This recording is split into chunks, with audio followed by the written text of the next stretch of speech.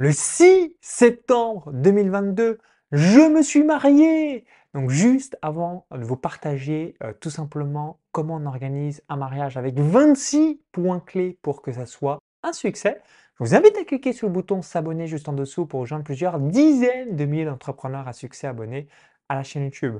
Donc le jour J, le 6 septembre 2022, mon épouse et moi, nous nous sommes mariés. Et évidemment, contrairement à énormément de choses, si on n'a pas une checklist ou encore un récapitulatif de toutes les actions à penser, eh bien, il est fort probable qu'on ne vive pas le jour J, une journée extraordinaire. Donc, pour notre cas, on a une journée totalement spectaculaire, en plus, un beau soleil. Donc, nous étions au château de Santeny, donc dans la région parisienne pour ceux qui connaissent. Donc, j'ai fait aussi un article récapitulatif donc, que je mettrai juste en dessous.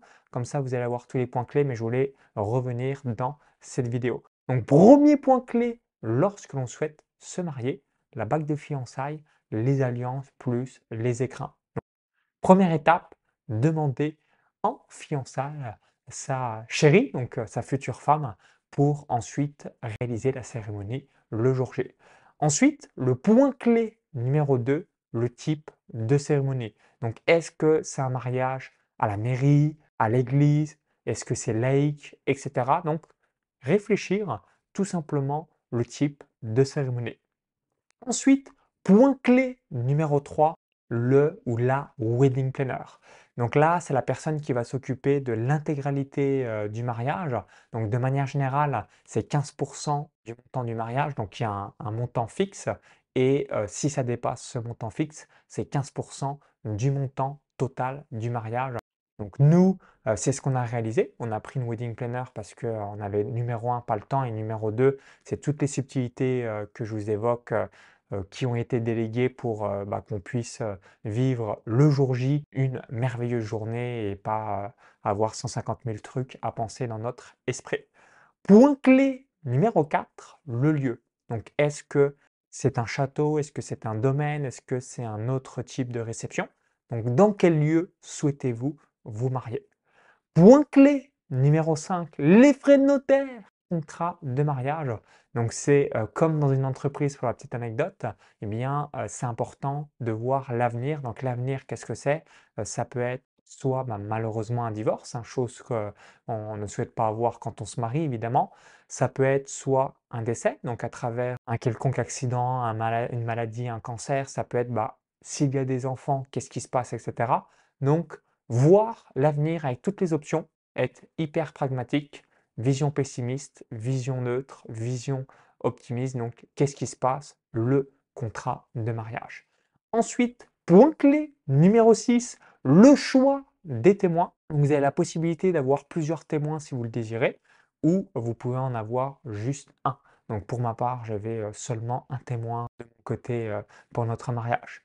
Point clé numéro 7, le traiteur ou le restaurant. Donc là aussi, sur l'aspect logistique, qu'est-ce que vous souhaitez offrir et proposer à vos invités? Et vous, qu'est-ce que vous souhaitez avoir le jour J de votre mariage? Donc là aussi, c'est une question en amont à se poser. Point clé numéro 8, le champagne et le vin.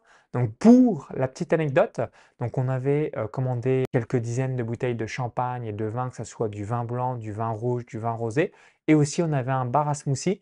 Et paradoxalement, alors peut-être que ça va vous surprendre ou en revanche, je vais dire c'est logique, c'est le bar à smoothie qui a été vidé, donc il n'y avait plus rien. Et par contre, il restait de nombreuses bouteilles de champagne et de vin parce que en même temps, c'est logique, comme la majorité des gens qui étaient à notre mariage sont entrepreneurs ou retraités. Et puis, il faisait très très beau le 6 septembre 2022 dans la région parisienne.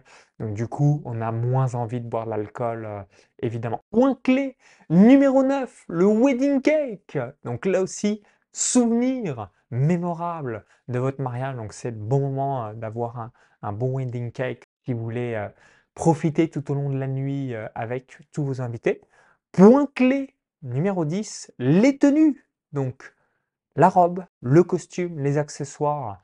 Donc, là aussi, qu'est-ce que vous souhaitez avoir? Donc, pour ma part, j'avais un costume spécial mariage destiné pour le jour J, que je vais utiliser encore quelques fois par la suite.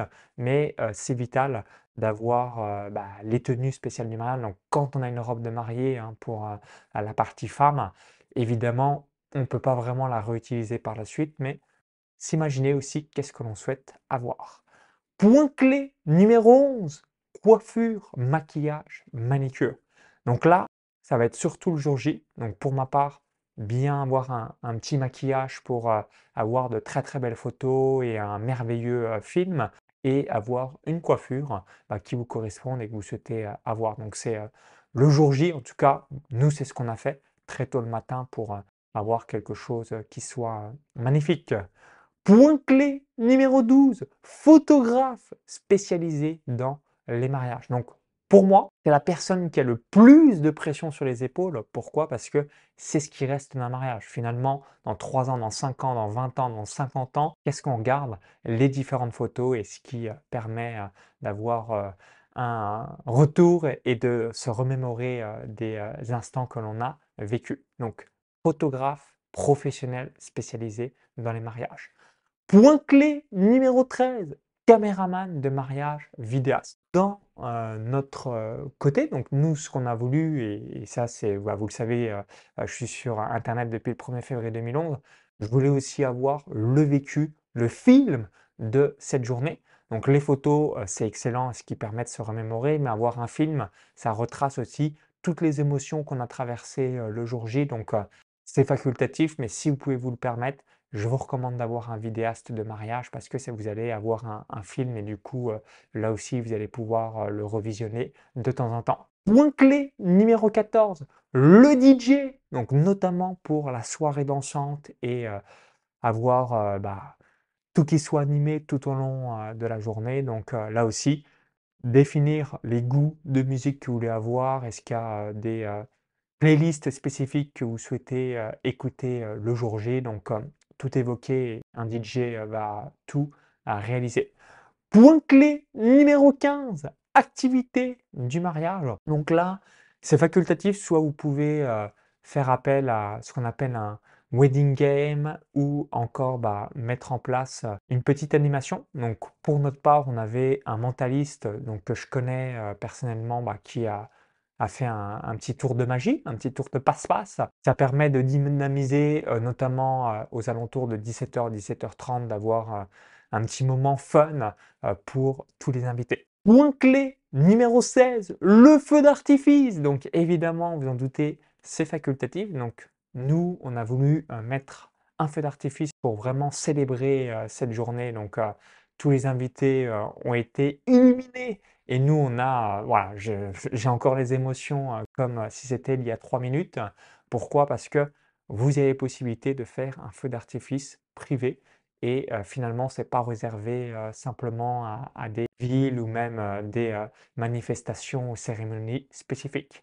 Point clé numéro 17, le ou la wedding designer. Donc là, c'est toute la décoration de votre lieu de mariage et même de manière générale. Donc là, si vous avez un thème spécifique, donc dans notre cas de figure, on avait un thème qui était l'élégance et c'est cette personne-là qui a réalisé la déco.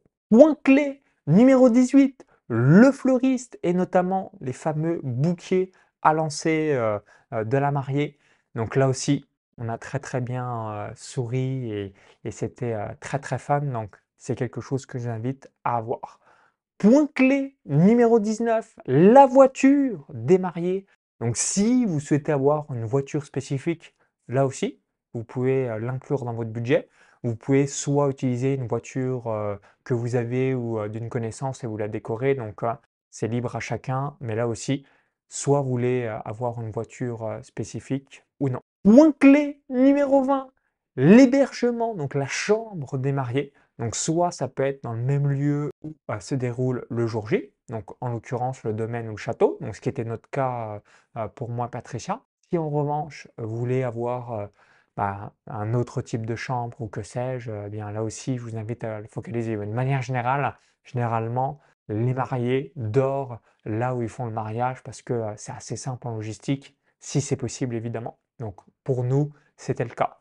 Point clé numéro 21, le faire-part. Donc là, le faire-part, c'est un envoi qui a lieu aux alentours 2 mois avant le mariage. Ça peut être même largement avant, hein, ça dépend un petit peu votre timing. Et c'est pour célébrer et inviter toutes les personnes qui souhaitent être là le jour J. Point clé numéro 22, les dragées ou encore les cadeaux invités. Donc là aussi, question que je vous invite à vous poser, est-ce que vous souhaitez avoir et proposer un cadeau aux invités, etc. etc. Si c'est le cas, vous pouvez mettre un petit budget vis-à-vis de tout ça.